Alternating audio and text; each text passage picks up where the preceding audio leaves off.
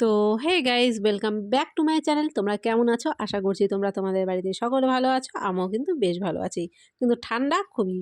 তো যাই হোক, সকালবেলা ঘুম থেকে উঠে ফোনটা হাতে নিয়ে বেরিয়ে পড়লাম বাইরে। তো ভাবলাম আজকের ওয়েদারটা কেমন আছে প্রথমে নিজেও দেখে ফেলি, তোমাদের সাথেও শেয়ার করে ফেলি। তো দেখো, এখানটায় প্রথমে গেটটা খুললাম, গেট খুলে বাইরে যাচ্ছি। আর আজকের যা ওয়েদার ছিল তা বলার ভাষা না, মানে যা তা অবস্থা। এটা হচ্ছে সকালের ওয়েদার, চারিদিকে কুয়াশা, তাও তো ফোনে একটু পরিষ্কার মনে হচ্ছে, কিন্তু এমনি যদি খালি চোখে দেখা যায় পুরোটা অন্ধকার ছিল, মানে এতটা খারাপ অবস্থা, চারদিকে শুধু কুয়াশায় ভর্তি। তো দেখছি অন্যান্য দিন ঘুম থেকে উঠে গাছে ফুল থাকে না, তো আজকে দেখছি কয়েকটা ফুল আছে। তো ভাবলাম ফুল আছে যখন ফুল কটা তুলে ফেলি। তো দেখো, ফোনটা হাতে নিয়ে ফুল কটা তুলে ফেলছি। আর অতিরিক্ত ঠান্ডার জন্য দেখো গাছের ফুলগুলোও কিন্তু ঠিকঠাক মতো ফোটে না। গরমের সময় কিন্তু এই জবা ফুলগুলোই কত বড় বড় হয়ে ফোটে, মানে পাপড়িগুলো একদম মেলে যায়। আর দেখো, ঠান্ডার জন্য মনে হয় গাছপালা ফুলদেরও ঠান্ডা লাগে, সেই জন্য এখানে ফুলগুলোও কিন্তু ঠিকঠাক মতো ফোটে না, মানে ছোট ছোট হয়েই ফুলগুলো থেকে যায়। তো যে কটায় ফুল ছিল সব কটা ফুলই তুলে নিলাম। আর দেখো, ফুলটা তোলার জন্য একদম গাছের ভিতরে ঢুকে গেছি। তো ফুলটা তোলা হয়ে গেছে। আর এই যে দেখো, আমার সামনে পেছনে মানে ওয়েদারের অবস্থা প্রচণ্ড প্রচণ্ড পরিমাণে খারাপ অবস্থা। তো এখন ঢুকে যাব বাড়িতে। সবে মাত্র ঘুম থেকে উঠলাম, এখন কিন্তু সারাদিনের মানে বাসি ঘরের অনেক কাজ আছে। তো কাজগুলো প্রথমে করে নেব, করে নিয়ে কিন্তু তারপরে রোজকার মতো তোমাদের সাথে ছোট ছোট করে সব কিছু শেয়ার করতে থাকবো। তো বাড়ির জবা গাছে দেখলাম নিচের দিকে ফুল নাই, উপরে ছিল দুটো একটা, তো ওটা আর পারলাম না। ফুলগুলো রেখে দিলাম, নিজের ঘরটাকে পরিষ্কার করে ফেলে উঠোনে লেগে পড়লাম ঝাঁটা নিয়ে। প্রথমে দেখো উঠোনটাকে ঝাঁট দিয়ে নিচ্ছি। তো উঠোনটাকে ঝাঁট দেওয়া নেওয়ার পরে কলপারে বাসন কোসন ছিল, আরও অনেক কিছুই ছিল, সব কিছুই পরিষ্কার করে নেবো। আর এই কুয়াশার মধ্যে, এত ঠান্ডার মধ্যে কাজ করাটা যে কত কষ্টকর, যারা সকালবেলা কাজ করে তারাই একমাত্র জানে। আর বিশেষ করে যাদের বাড়িঘর ভালো না, তাদের তো আরও বেশি কষ্ট। দেখো, এরকম বাড়িঘর হলে পারে এই দিক দিয়ে হাওয়া আসে, ওই দিক দিয়ে হাওয়া আসে, কুয়াশা পড়ে, প্রচণ্ড ঠান্ডা লাগে। আর যাদের ঘরের মধ্যেই সব কিছু থাকে তাদের হয়তো অতটা অসুবিধা হয় না। তো যাই হোক, যার যেরকমই বাড়িঘর হোক সেটা নিয়েই থাকতে হয়, করার কিছু নেই। তারপরে সব কাজকর্ম সেরে কিন্তু স্নান করে ফেলেছি 8টার মধ্যে, কিন্তু সকাল 8টার মধ্যে আমার স্নান হয়ে গেছে। তারপরে নিয়মিতভাবে যেরকম প্রতিদিন গরম জল খাই, সেরকম আজকেও গরম জলটা খেয়ে ফেললাম। মানে সকালবেলা ঘুম থেকে উঠে আমি কিন্তু প্রতিদিন 1 গ্লাস করে আগে গরম জল খাই। এতে কি হয়, গরম জল খেলে শরীরের জন্য উপকার, আর ঠান্ডার সময় ভালো লাগে, কেননা শরীরটা গরম থাকে। আর দেখতেই পাচ্ছ, স্নান করে উঠলাম, বললাম যে চুলগুলো ছাড়া ছিল। তো গরম জল খেয়ে তারপরে হচ্ছে চা করে নিলাম, চাটাও খেয়ে নিলাম।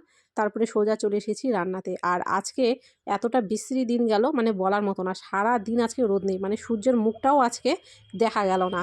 দেখতেই পেলাম না যে সূর্য আজকে কোন দিক দিয়ে উঠলো, মানে সূর্য আজকে ওঠেইনি, এতটা ঠান্ডা।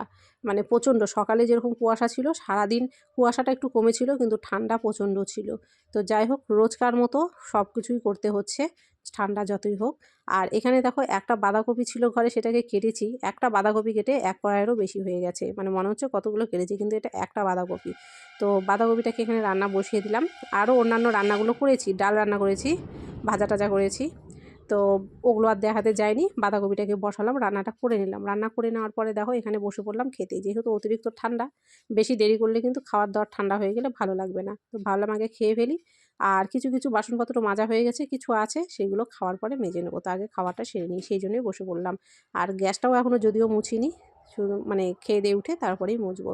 তো খেতে বসে দেখো, তোমাদের সাথে আগে শেয়ার করে নিলাম। আর আজকে রান্না করেছিলাম পাঁপড় ভাজা, পেঁয়াজ কলি আলু ভাজা, মাছের মাথা দিয়ে বাঁধাকপির ঘন্ট, আর রান্না করেছিলাম মসুরের ডাল।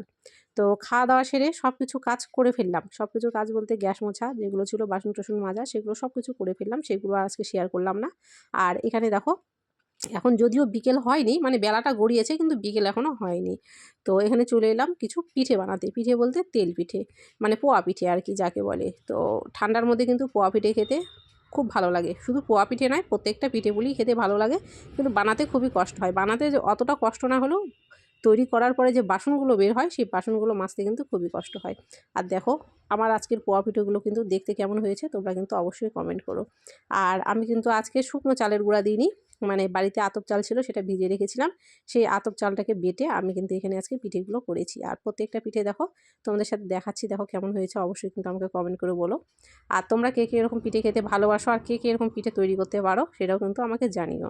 তো আজকের পিঠেগুলো দেখে মনটা খুবই খুশি হয়ে গেছিলো, কেননা আজকের পিঠে ডিজাইনগুলো খুব সুন্দর হয়েছিল আমার। আমি নিজেও ভাবতে পারিনি আজকের পিঠেগুলো এত সুন্দর হবে। আর এখানটায় দেখো আমি কতগুলো পিঠে ভেজেছি। আর এখনও কিছু আছে ব্যাটার, আরও কিছুটা পিঠে হবে আমার, ভেজে নেব। তো এরকম মানে পোয়া পিঠে বলো, এর আগে আমি আরেকটা পিঠে মানে পুলি পিঠে তৈরি করেছিলাম, সেটাও তোমাদের সাথে শেয়ার করেছিলাম। তো আজকে পোয়া পিঠেটাকে তৈরি করে নিচ্ছি। আর এই পিঠেগুলো তৈরি করতে গেলে একটু ধৈর্য ধরে একটু সময় নিয়ে করতে হয়, মানে একদম তাড়াহুড়ো করে কিন্তু পিঠের তৈরিটা একদম তাড়াহুড়ো করে করা যায় না। আর পিঠেগুলো দেখো তেলে দেওয়ার পরে নিজে থেকেই কিন্তু কত সুন্দরভাবে ফুলে উঠছিল, দেখতে কিন্তু খুবই ভালো লাগছিল, খেতেও স্বাদ হয়েছিল। আর আজকের পিঠেগুলো কিন্তু আমি তৈরি করেছিলাম চিনি দিয়ে, আজকে গুড় ব্যবহার করিনি। চিনি দেওয়ার কারণে কিন্তু পিঠেগুলো একদম দেখো দেখতে সাদা সাদা মনে হচ্ছে। তো এরকম চিনি দিয়ে তৈরি পিঠে দেখতেও যেমন সুন্দর লাগে, খেতেও কিন্তু ভালো লাগে, মানে গুড়ের পিঠেটার থেকে চিনির পিঠেটা বেশি ভালো লাগে খেতে। তো তোমরা কিন্তু অবশ্যই কমেন্ট করো আমার পিঠেগুলো কেমন হয়েছে দেখতে, তোমাদের কেমন লাগছে। তো পিঠেগুলো কিন্তু দেখো এখানটায় ঝটপট করে আমি বানিয়ে ফেললাম, এই 1 গামলার মতো বানিয়েছি। তো তোমাদেরকে দেখো আমি এখানে ঘুরিয়ে ফিরিয়ে দুদিকেই দেখিয়ে দেবো কেমন হয়েছে, অবশ্যই কিন্তু জানিও। তো যাই হোক, ভিডিওটাকে আর বড় করছি না, কেমন হয়েছে অবশ্যই কমেন্ট করো, ভালো লাগলে অবশ্যই লাইক করো, নতুন হয়ে থাকলে আমার চ্যানেলে অবশ্যই চ্যানেলটিকে সাবস্ক্রাইব করো। তো সকলে ভালো থেকো, দেখা হচ্ছে আবারও নতুন কোনো ভিডিওর সাথে নতুন দিনে।